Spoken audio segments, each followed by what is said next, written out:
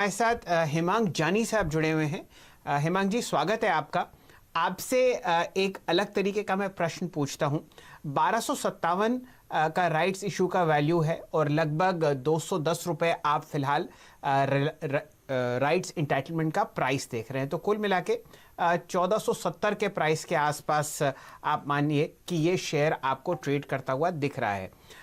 ये बताइए, आप एक बहुत बड़ी ब्रोकरेज के साथ ताल्लुक रखते हैं, किस हिसाब से आपको डिमांड आती हुई दिख रही है इस प्रोडक्ट की? क्या राय आप दे रहे हैं अपने निवेशकों को, इंस्टीट्यूशनल और रिटेल दोनों? देखिए, डेफिनेटली ये एक बहुत ही अच्छा इनोवेटिव कंसेप्ट रिलायंस इंडस्ट्री के द्वारा दिया गया है, जहां पे एक ट्रांसपेरेंट वे में आप राइट एंटाइटलमेंट की खरीद फरोख्त कर सकते हैं। आई थिंक पहली बार ये इंडिया में हमें देखने को मिला है। तो मैं समझता हूं कि इसमें दो तरीके से इस चीज को हम देख सकते हैं। एक तो ये है कि जिनके पास ऑलरेडी शेयर्स है और वो अगर पार्टिसिपेट नहीं करना चाहते, तो उनको एक ट्रांसपेरेंट वे में आप एक वैल्यू क्रिएट करके उसमें उसको मोनेटाइज कर सकते हो, आप बेच सकते हो। और दूसरा ये है कि जो लोगों के पास रिलायंस के शेयर्स नहीं है और वो पार्टिसिपेट करना चाहते हैं, तो डेफिनेटली एक बहुत अच्छा मौका है। आप राइट एंटाइटलमेंट खरीदो, राइट इश्यू 1257 में सब्सक्राइब करो। आपकी जो कॉस्टिंग है वो करंट भाव से शायद 15-20 रुपया ज्यादा हो जाएगी, बट इसमें सबसे बड़ा जो एडवांटेज है वो ये है कि आपको जो पेमेंट है वो एक स्टैगर्ड वे में करनी है। आपको अभी 215-20 रुपया देना है आरी का, फिर जो इंस्टॉलमेंट में आप जो पेमेंट करोगे उसके कारण आपकी जो कैश मैनेजमेंट है वो एक बहुत अच्छी तरीके से आपको करने को मिल सकती है। तो मैं समझता हूं कि दोनों जो है, जो एग्जिस्टिंग शेयर होल्डर्स है उनके लिए भी एक अच्छा बेनिफिट है अगर वो नहीं सब्सक्राइब करना चाहते हैं, और जो मार्केट में जिनके पास नहीं है और वो पार्टिसिपेट करना चाहे, तो बजाय इसके कि आप मार्केट में करंट भाव जो रिलायंस का 1460 के आसपास है, जहां पे आपको पूरी पेमेंट करनी है, उसकी जगह पे आप पार्ट पेमेंट करके ये शेयर में पार्टिसिपेट कर सकते हैं। तो काफी अच्छा इंटरेस्ट रहेगा दोनों की तरफ से। ओके, अच्छा।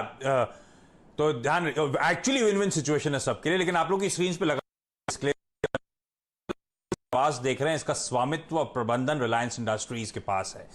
तो ये ध्यान रखिएगा, और हम लोग कोई रिकमेंडेशन इस समय नहीं दे रहे हैं। हम सिर्फ ये मेगा जो राइट्स इशू है, इसमें जो एंटाइटलमेंट, राइट्स एंटाइटलमेंट की बात हो रही है, पहली बार हम लोग ट्रेड होता हुआ देख रहे हैं, तो उसको समझना बड़ा जरूरी था। इसीलिए बार बार हम लोग इसको रिविजिट कर रहे हैं, क्योंकि अब से एक नॉर्म बन जाएगा। कई सारी कंपनी जब राइट्स इशू लेकर आएंगी तो हम ऐसे ही एंटाइटलमेंट वाले शेयर्स ट्रेड होते हुए देखेंगे। तो सारी निटी-ग्रिटी जो इन्वॉल्व हैं वो भी सुलझाने की हम लोग की कोशिश है। और जैसे सेल्सन ने बड़ा अच्छा सवाल उठाया था, अगर आप लोग के पास राइट्स एंटाइटलमेंट वाले शेयर स्क्रीन पे अकाउंट में दिख रहे हैं आपके डीमैट में, और अगर कोई एक्शन नहीं लेते, आप लोग राइट्स में सब्सक्राइब करना नहीं चाहते हैं, तो मौका है आज, ध्यान रखिए, बेचने का उसको, क्योंकि अदरवाइज आपका वो जीरो होता हुआ नजर आएगा, उस वैल्यू जीरो नजर होगी। तो ये दिक्कत वाली बात। पार्थिव, मेरा फॉलोअप सवाल था जो मैंने लास्ट जहां पे छूटा था, आपने ओवर सब्सक्रिप्शन की बात करी।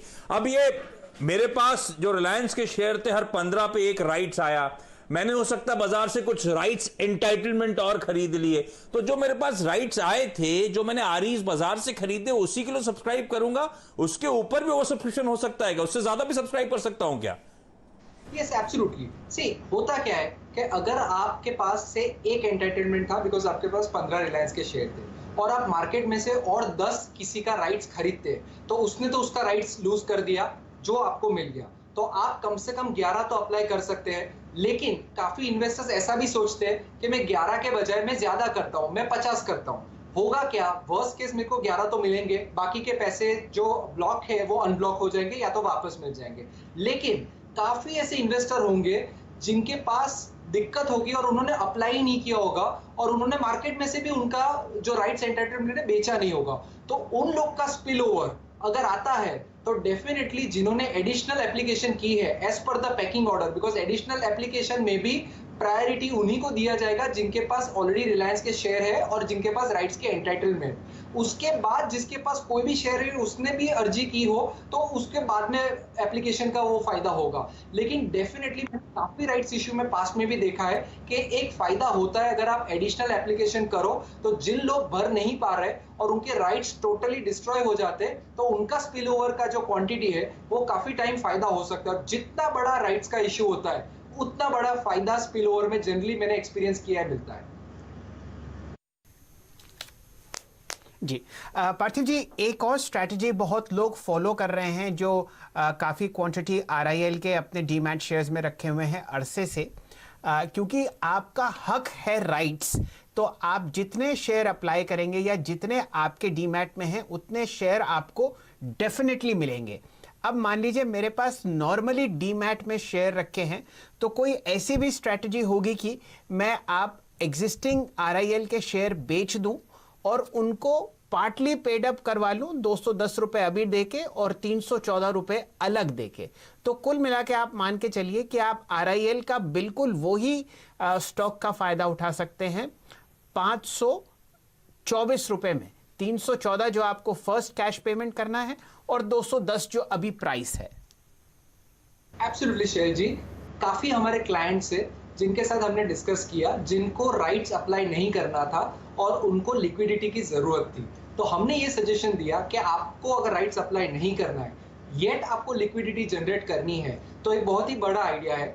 आपके पास से अज्यूम कीजिए डीमैट अकाउंट में 1000 रिलायंस के शेयर है, तो आप क्या कर सकते हैं, आपको जितना राइट्स तो मिल रहा है उतना तो आप लीजिए, प्लस बाकी के जो शेयर्स है वो राइट्स एंटाइटल्ड में मार्केट से खरीद लीजिए और आपके जो 1000 रिलायंस इंडस्ट्रीज के जो इक्विटी के शेयर्स है उसको आप मार्केट में बेच के, अगर अज्यूम कीजिए कि रिलायंस का भाव 1500 चल रहा है तो वो 15 लाख आप वापस ले लीजिए। होगा क्या कि आपके जो टोटल 1000 राइट्स एंटाइटलमेंट है वो शॉर्ट टू मीडियम टर्म के लिए आपको सिर्फ मार्केट में जो प्रीमियम चल रहा है जो करीबन 200 रुपए 210 है प्लस 314 जो आपने बताया, तो करीबन 525 530 ही देने पड़ेंगे। बाकी के जो पैसे हैं you will get another 2 tranches to pay, जो पार्टली पेडअप में बाकी के टाइम में आगे नवंबर 2021 में फुल्ली पेडअप होंगे। तो इससे क्या होगा, शॉर्ट टर्म आपके पास एक्सेस लिक्विडिटी जनरेट हो जाएंगी, आपकी ओरिजिनल क्वांटिटी रिलायंस की जो है वो ही रह जाएगी और वो क्वांटिटी आपको फिक्स प्राइस में हो जाएगी। बिकॉज अगर नवंबर 2021 में अज्यूम कीजिए कि रिलायंस का प्राइस 2000 हो जाता है तो अभी आपका जो प्राइस है अभी लॉक हो जाता है। तो ये भी एक बढ़िया स्ट्रेटेजी है कि अगर आपको एडिशनल शेयर्स राइट्स के द्वारा नहीं अप्लाई करने लेकिन short to medium term liquidity generate करनी है तो ये मेरे ख्याल से बढ़िया तरीका है।